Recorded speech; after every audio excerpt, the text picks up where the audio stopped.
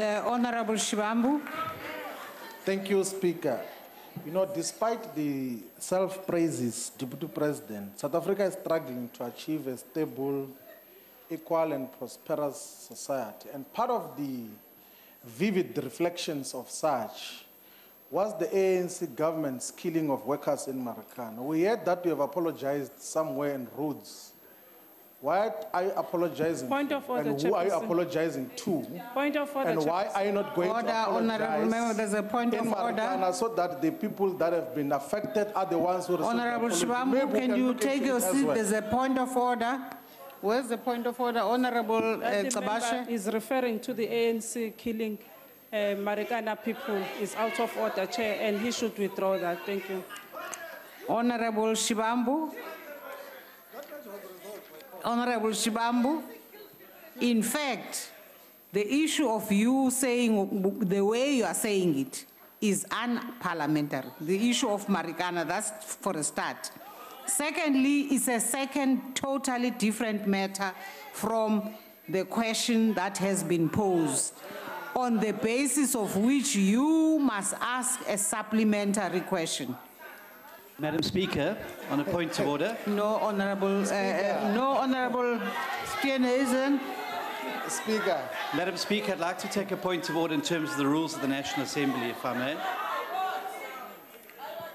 Honorable Steenhuisen, I'd like to finish with Honorable Shivambu. But Madam Speaker, you've given a ruling. I'd like to take a point of order, if I may. I'd like to finish with Honorable Shivambu, Honorable Steenhuisen.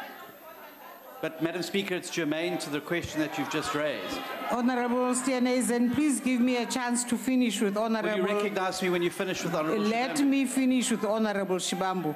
Honorable Shivambu, I want to go back actually myself to re-look at what you said. Okay. I would like to go back. But just as a quick reminder, Speaker, the Western Cape High Court has actually legitimated a phrase that says that the ANC government killed workers in Marikana. It was a long court case which Parliament ultimately lost, and it's now judgment which we have not yet appealed. The question is within context because we're speaking about South Africa's prosperity, stability, which might undermine development if it is not properly addressed. And we're pointing to an issue that is relevant now, that the Deputy President has apologized on the Marikana ANC government's killing of workers.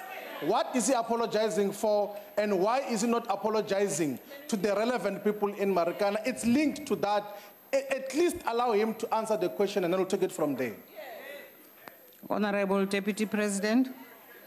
Thank you, Honorable Speaker. Thank you. Let me say, when I addressed the students at Rhodes, one of the young people who asked that question later came to me and said, Deputy President, I asked you that question because I wanted to understand precisely what your conscience was telling you.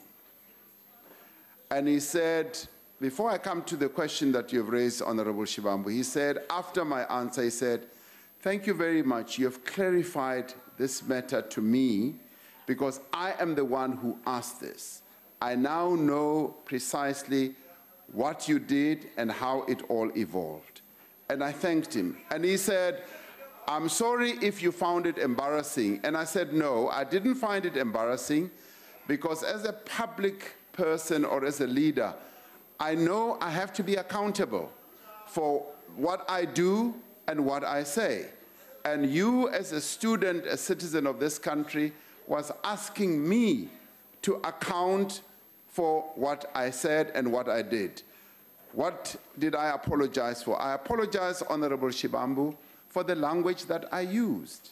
I did say I did use inappropriate or unfortunate language, as expressed, yes, in the emails, but I also said what I was dealing with, the intervention I was seeking to make, was to try and stop further killings from happening. And for me, this was sparked off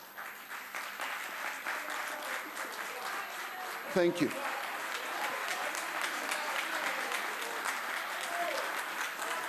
Order, honorable members. Let's allow Honorable Deputy President to finish. And this, for me, was sparked off by the killing of the 10 people who had died earlier.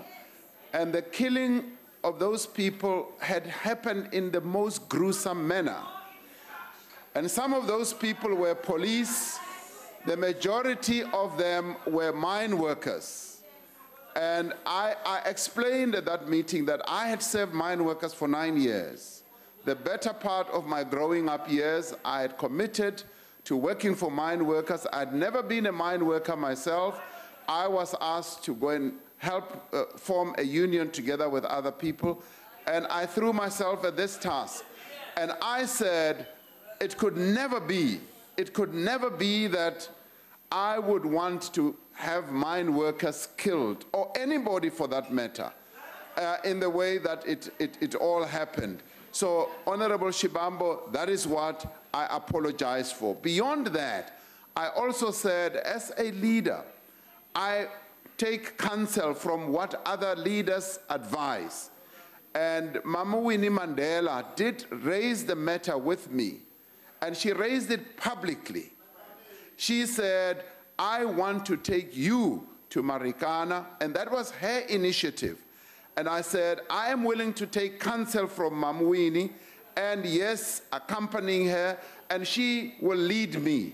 In this process, she will advise, she will give guidance, and she will lead me. Yes, to go and do what? I'm prepared to go and meet the widows of those workers who were killed, and the widows of the 44 people who were killed. Now, Honorable Shivambu, as soon as I made that statement in the Eastern Cape, a number of reverends approached me for a private meeting, and they said, Honorable Deputy President, some of us come from the areas where many of those workers come from. We want to go with you, yes, to Marikana, with prayer, with understanding and all that, and we will want to walk this journey with you because we want you to do this right. So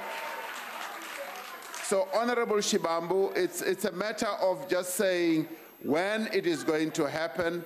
As a leader, I'm prepared to be accountable, and I'm prepared to confront any situation where accountability is required. Thank you very much.